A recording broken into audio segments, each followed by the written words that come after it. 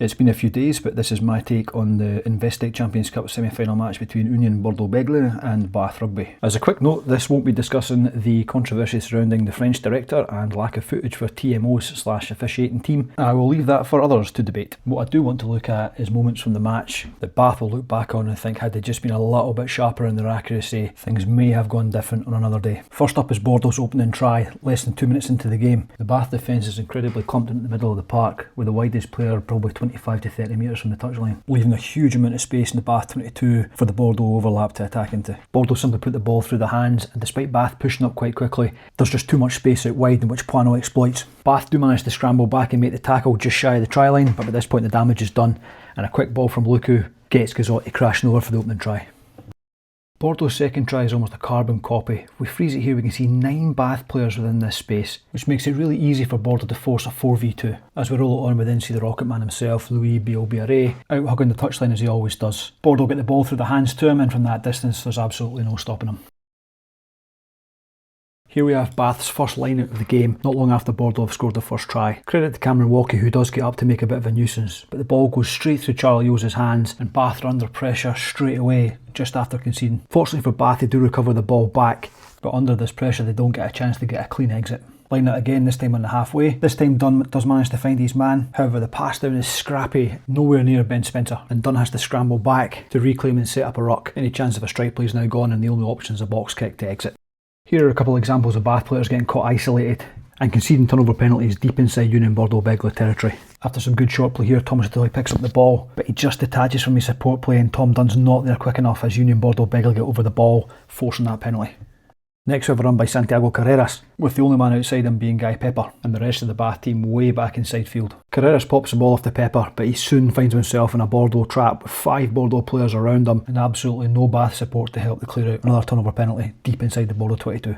Here are a few errors that happen back to back over the space of a couple of minutes. The first is a kick-off received just after Bath have scored their second try. It's a fairly routine kick and Bath get a pod up, but in this instance they're just in front of the ball and it ends up behind them. Fortunately the referee deems it a knock-on and Bath retain possession. Here's another entrant at the Bordeaux 22. Out of ideas, Spencer gets the ball back to Arundel. At this stage he goes for a little chip over, but it's far too high, giving the Bordeaux defence time to come over and reclaim. The bounce is unlucky to be fair, but Bielbiaré picks up and manages to get a big clearance downfield. Again, just a little bit rushed. Back in Bath's half, Ben Spencer's obviously looking for a second or one last pod to get a better angle on the box kick. It's a routine pass to Tom Dunn, but he takes his eyes off it and knocks it on, forcing a scrum to Bordeaux and more pressure on Bath. The last run of the half comes from another line out just inside the Bath 50. Again, it's a clean catch, but the pass down to Spencer's poor and he rushes the ongoing past Alfie Barber, who knocks it on. The frustration is clear to see in his face, and this actually leads to a scrum that Bordeaux then win a penalty off and nudge 3 points over right on the stroke of half time. Into the second half and Bath are well inside the Bordeaux 22 on the ascendancy. However, things are a little bit rushed and the Bordeaux defence are well up in their face. Rather than just taking it into recycle, they get the ball out to Arundel, but he's in no position to get a clean catch and they end up knocking it on, allowing Bordeaux to clear. From the resulting line out, Bath get a man up at the front, but Walkie's there again, this time cleanly stealing the ball back and relieving the pressure on Bordeaux, allowing them to retain possession and get a clearance away. Another couple of quick errors back to back here. Firstly, Arundel does well by bringing the ball back inside to where the support is and sets up for the next ruck. Convinced that the space is still on the blind side, Finn calls from the ball from Spencer and actually does really well with the double pump initially. However, the release is far too quick, being so close to Carreras, and he ends up knocking the ball over the line. Again, just a little bit lack of composure. And a couple of minutes later, a ball comes through. Russell picks up and he's caught in no man's land, doesn't know whether to kick or pass it, ends up knocking it on. At least when he gets up, he gives it that usual Finn Russell chuckle and moves on to the next task.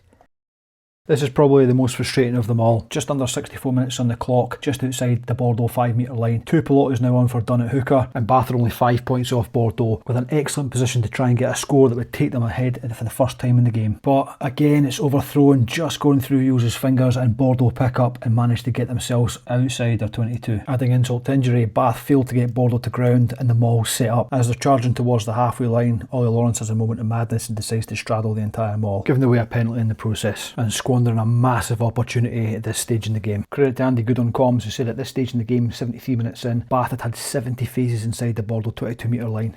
At this point we see Bayless go to deck with the ball, but again Bath are just too slow to clear out both the Bordeaux-Bègles jacklers and they won a crucial turnover penalty in the 72nd minute. Any chance of a Bath comeback at this stage is rapidly disappearing. Another line out, and rather than risk the contest, Tuipulotu overshoots it right to the back line. Ollie Lawrence is running onto it, but however he can't keep his hands on and knocks it on, and it's probably a last chance saloon there. The game is well and truly gone by this point, but this does pretty much sum up the frustrations that Bath will have. Arnold gets the ball and he takes over the halfway line, but a slight tap and he ends up knocking it on. Just one of many errors that Bath made at crucial points throughout the game today. It finished 38-26, and this is probably a fair reflection of the game. Despite what Bath put into it, Bordeaux were clearly the worthy winners. And although many on this side of the channel will have disputes over the French director's lack of footage for the TMO to look at some more dubious decisions during the match, Johan Vergraan has come out and said that he has no complaints about the result and that Bordeaux were worthy winners. He has asked for consistency and clarity going forward, and I think that's something we can all agree on. EPCR, European Rugby, need to ensure going forward that the TMO and the full official team have full access to all footage, angles, cameras, everything within the stadium in real time to allow them to do their jobs to the highest quality. But I'm sure Bath will be looking back over the footage themselves and realise that there was definitely moments within that game that had they got it right, they may have just done enough to go over the line and be heading to Bilbao themselves to compete in their first Champions Cup final.